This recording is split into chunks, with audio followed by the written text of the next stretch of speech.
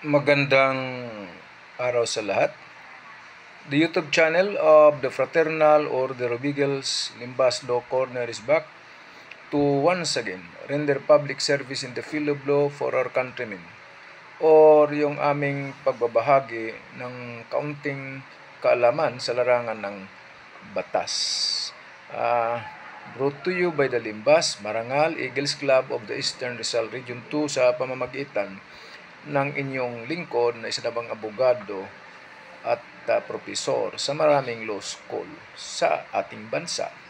Kaninang umaga, ngayon 16 September 2024, habang nagbibiyahe kami, biro mo, isang tricycle biglang tumigil. Sa gitna ito, national highway ito.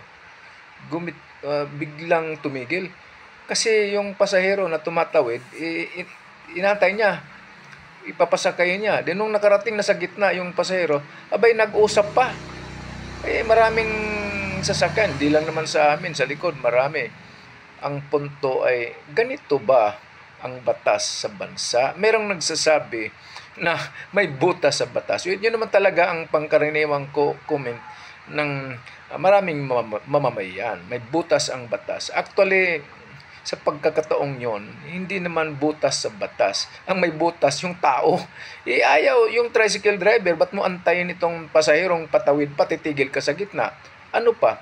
Ikaw naman ang pasahero, ba't mo kinaway-kawayan itong tricycle driver?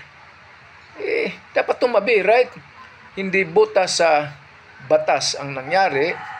Ito'y butas sa utak ng tricycle driver at pati na rin yung pasahero na nakatayo pa, nag-uusap pa.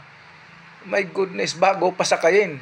Mga sambayan ng Pilipino, isa sa mga dahilan ng mga masyadong matrapikong or traffic jam sa ating bansa in different places because of undisciplined drivers and of course undisciplined na mga pasahero. Okay? Sundin yung batas, mabawas-bawasan yung batas trapiko.